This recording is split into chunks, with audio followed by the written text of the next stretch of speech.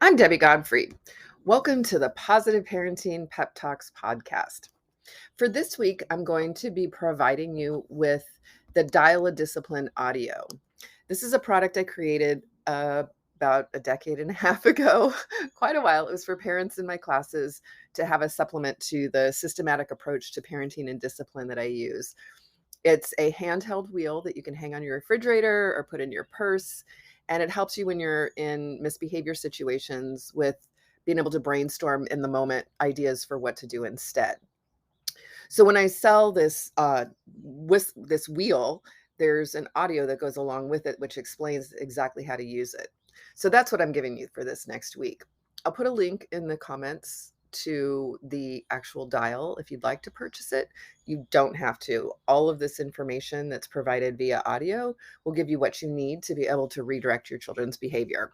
Thanks for stopping by. The Dial a Discipline from Positive Parenting. I'm really excited to give you this tool to help you deal with your kids when you get into misbehavior situations with them. I'm Debbie Godfrey, and I've been teaching parenting classes for almost 20 years. And one of the things that I found is that parents really needed a tool to remind them of the things that I've been teaching in class. So I developed this idea called Dial a Discipline, and it's a handheld tool. I'm going to tell you in the CD exactly how to use it.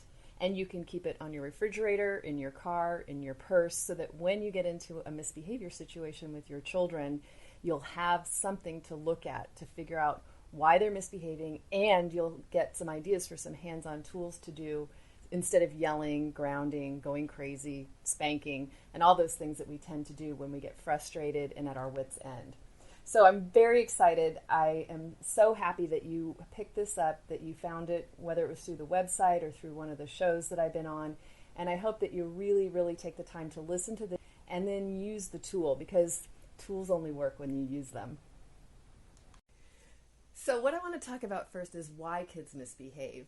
And children misbehave because they're trying to get certain needs met. So from the time they're born, from the time they come out, they're seeking through their behavior to get their need to feel loved, to feel powerful, to feel valuable, to feel like they have a place, to experiment and explore, to be special, and to feel a sense of belonging. So all of their behavior from their time they're born is designed to get those needs met.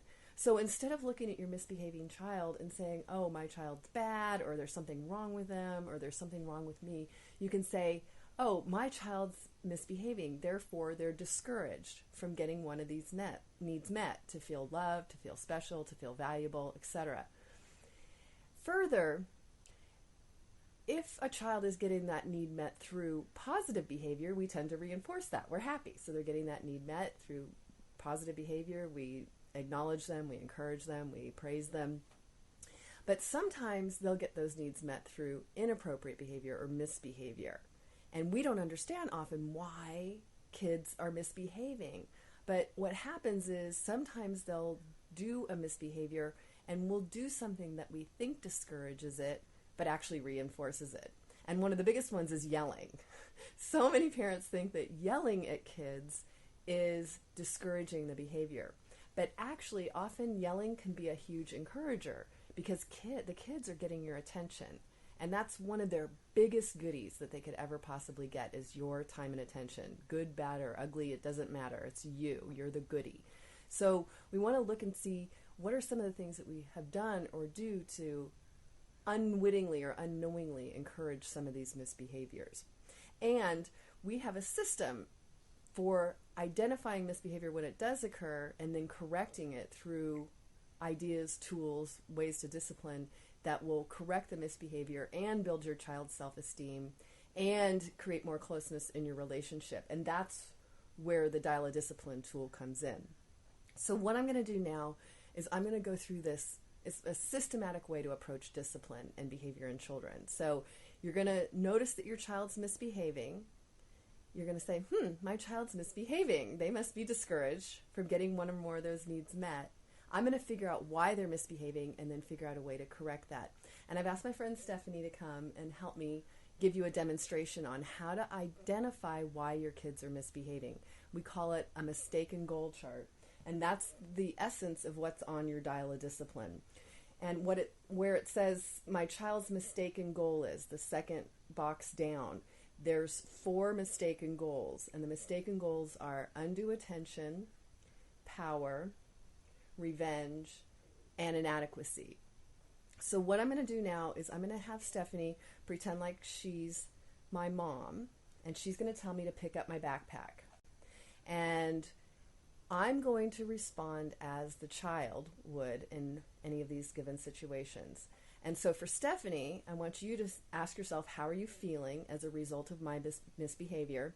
And for those of you listening to this, using this at home, I want you to ask yourself, how would you be feeling if you were the parent in this situation dealing with me, your child? Because that's going to be the first box on your dial of discipline. It says, I feel. And it's going to give you a grouping of feelings. And you're going to need to identify which grouping of feelings comes most closely to how you're feeling in any given situation when your child's misbehaving. And that's how you're going to start to use the dial of discipline tool. So let's give this a shot and just see how we can use this here. So Stephanie, just say, Debbie, pick up your backpack, and just keep telling me to pick it up until I tell you to stop. And don't try to be too good of a parent, or you'll mess up the game, the demonstration here. Okay? So Okay. Go ahead. Debbie, pick up your backpack, please. Yeah, sure. I'll get it in a minute, Mom.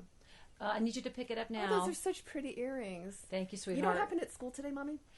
Sweetheart, I need you to pick up your I backpack. promise. I'll get it later. I swear. I'll do it. I promise. Okay, I'd like you to pick up Yeah, your I'll backpack get- now, okay, and stop. then So how are you feeling there, Stephanie? I'm feeling like I'm not being heard, so I'm feeling frustrated. Okay, good. Frustrated? Anything else? I'm starting to get a little bit peeved at you. Okay, so a little bit peeved we'll call annoyed. Annoyed, yeah, Frustrated. definitely. A little annoyed. And I think those are the 2 main emotions. Okay, good. So when you feel annoyed or frustrated, if you look on your dial of discipline tool, then you know your child's goal is attention. And I like to call this undue attention because all kids need attention, obviously, but this is the one when your kid was fine a minute ago and then the phone rings and now they're going ballistic, or they were fine a minute ago and now you're talking to your friend and they're trying to interrupt you. So when you feel annoyed, frustrated, you can see on here irritated, you want to keep reminding them, then you know your child's goal is attention. And what your child's mistaken belief is, I only am noticed if I keep you busy with me. So if I keep you in my face, then I know I'm loved. I'm getting my need to feel loved or special or valuable met by monopolizing your time like this. So later on in the CD, I'll go over the bottom box here, which is what to do in this situation. Okay, but for now, we're going to go on to the next one. So same thing, just say, Debbie, pick up the backpack, and then just notice how you're feeling in this situation. Debbie, pick up the backpack, please. Pick up the backpack. No. I said pick up the back. No. Pick up the backpack. I'm not going to do it. No, I won't. You can't make me. Pick it up Nope. now. Stop. How does that feel? Now I'm getting ticked off. Okay. Now I'm feeling like, all right, do you want to arm wrestle?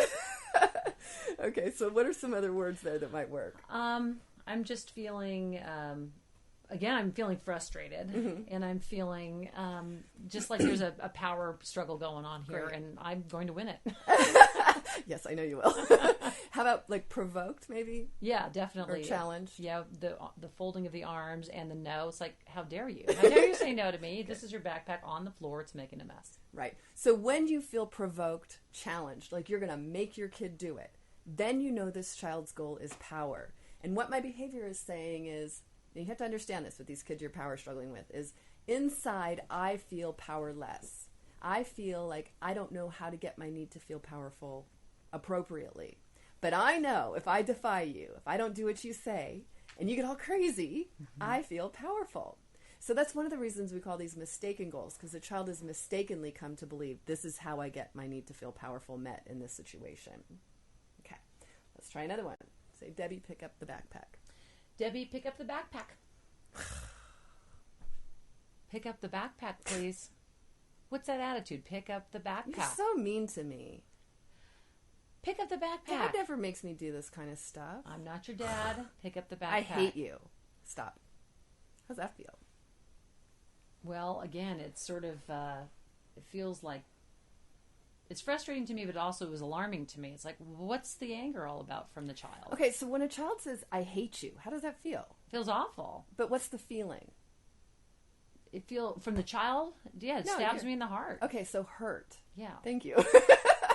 So many parents have a hard time identifying when a child's being hurtful because we don't want to take that in or on. Right. And the problem is, we jump out of it. We jump into anger. We jump into other things. So it's really important for the purpose of being able to identify the goals and use this tool that you're willing to feel hurt when your kids say and do hurtful things and just say, ow, that hurts. Because otherwise you're going to think your child is power struggling with you when they're actually in this goal, which is the goal of revenge, and they have two completely different corrective measures. And so it's really important to get a good distinguishment for yourself between the goal of power and the goal of revenge. Okay, so let's do the last one. Go ahead and tell me to pick up the...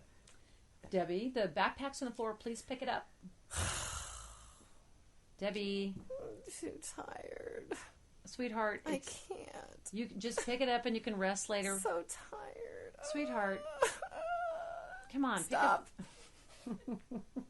How'd that feel? I wanted to pick up the backpack for you. And often these kids can get their parents to be of service to them. So what's the feeling, though? My feeling is I'm feeling sorry for my child and feeling bad for my child. Good. So when you feel despair, hopeless, helpless, pity... Now, many of you parents out here aren't going to feel this because if you've got a kid who's doing this all the time, you're sick of it and you don't feel sorry for them anymore and you're going to miss this goal. It's really important that when they're being like this, that you can get back to a place of feeling sorry for them. If you can't, I found one trick that usually works is, even though this isn't a feeling word, but if I'm thinking how pathetic their behavior is, that will often work for you as the parent if you're in a situation where you have a child who does this goal often. And what this goal is, the goal of inadequacy. So when you're feeling despair, hopeless, helpless, pity, thinking how pathetic, then you know your child's goal is inadequacy. And what my behavior is saying is, I feel helpless. I feel like I can't. But I know if I can get you to do stuff for me or be of service to me, then I feel special and I feel valuable and I know I'm loved. So next, I'm going to go over a few general pointers about these goals, and then we'll go through and talk about the corrective measures for each individual goal. Thanks, Stephanie. You're welcome.